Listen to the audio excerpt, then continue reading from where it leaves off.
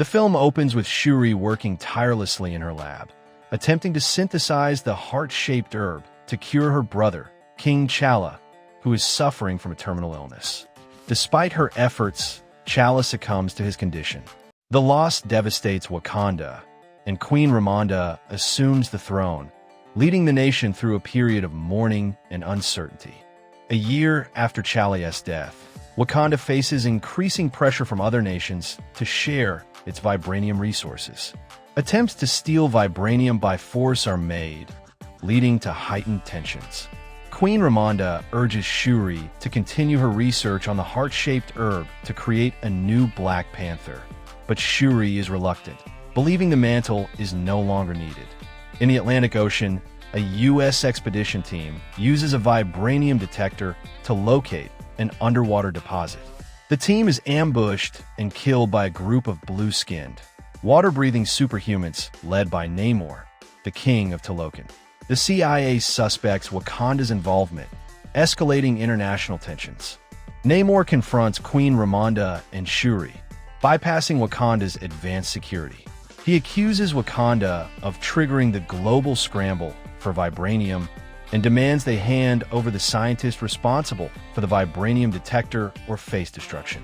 Namor's arrival marks the beginning of a new conflict for Wakanda. Shuri and Okoye learn from CIA agent Everett K. Ross that the scientist Namor seeks is MIT student Riri Williams. They confront her at the university, leading to a high-speed chase involving the FBI and Namor's warriors. Riri is captured and taken underwater to meet Namor.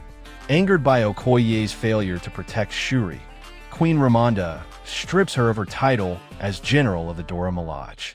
Seeking assistance, Ramonda reaches out to Nakia, who has been living in Haiti since the events of Avengers: Infinity War. Namor retaliates by attacking Wakanda, during which Ramonda drowns while saving Riri Williams. Following Ramonda's death, the citizens of Wakanda relocate to the Jabari Mountains for safety. The nation is in disarray, mourning the loss of their queen and facing the threat of Namor's forces. Shuri grapples with her grief and the responsibility of leading her people. Determined to continue her brother's legacy, Shuri uses a remnant of the herb that gave Namor's people their superhuman abilities to reconstruct the heart-shaped herb. She ingests it, gaining superhuman abilities and connecting with her ancestors in the ancestral plane. There, she encounters Killmonger. Embracing her role, Shuri dons a new Black Panther suit and is accepted by the other Wakandan tribes as their protector.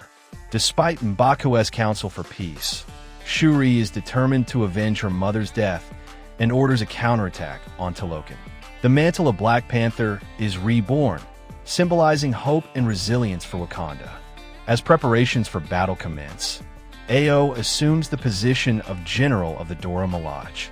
Shuri bestows the Midnight Angel armor upon Okoye, who recruits Dora Milaje member Annika to join her.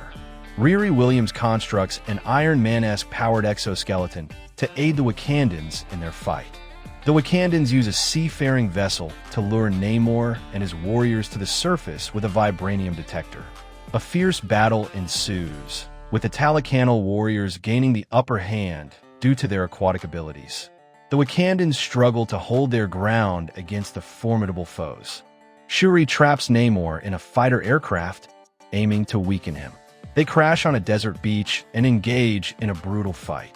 Shuri gains the upper hand, but is confronted with a vision of her late mother, Ramonda, urging her to offer peace instead of vengeance.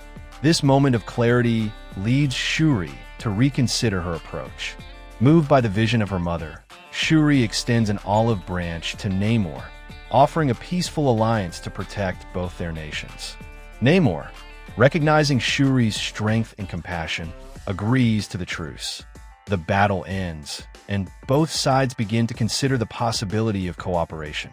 In the aftermath, Riri Williams returns to MIT, leaving her suit behind to prevent further controversy. Okoye rescues Everett K. Ross from captivity, and Shuri plants more heart-shaped herbs to ensure the future of the Black Panther mantle. M'Baku challenges for the throne, signaling a new era for Wakanda. Shuri visits Nakia in Haiti, where she burns her ceremonial funeral robe as her mother wished, allowing herself to finally grieve for T'Challa. This act symbolizes her acceptance of loss and the beginning of her healing process. Shuri's journey reflects themes of resilience and personal growth. In a poignant mid-credit scene, Shuri learns that Nakia and T'Challa had a son named Toussaint, whom Nakia has been raising in secret. Toussaint reveals his Wakandan name is T'Challa, ensuring the legacy of the Black Panther endures. This revelation brings hope for the future of Wakanda. Namor returns to Talokan, reflecting on the events that transpired. He contemplates the fragile peace between his people and Wakanda, understanding the complexities of leadership and the weight of his decisions. Namor's character development adds depth to the narrative. Riri Williams, having left her suit behind, returns to her studies at MIT. Her encounter with Wakanda has inspired her to continue her work in technology and innovation. Riri's character arc sets the stage for her future endeavors in the Marvel Cinematic Universe. With the threat of Namor and Talokan addressed, Wakanda begins to rebuild. The nation focuses on unity, progress, and the preservation of its rich culture and traditions. M'Baku's challenge for the throne signifies a shift towards a more inclusive leadership. The film concludes with a reflection on the legacy of the Black Panther. Shuri's journey from sister to leader exemplifies the enduring spirit of Wakanda. The mantle of the Black Panther continues, symbolizing hope, strength, and the unbreakable will of a nation.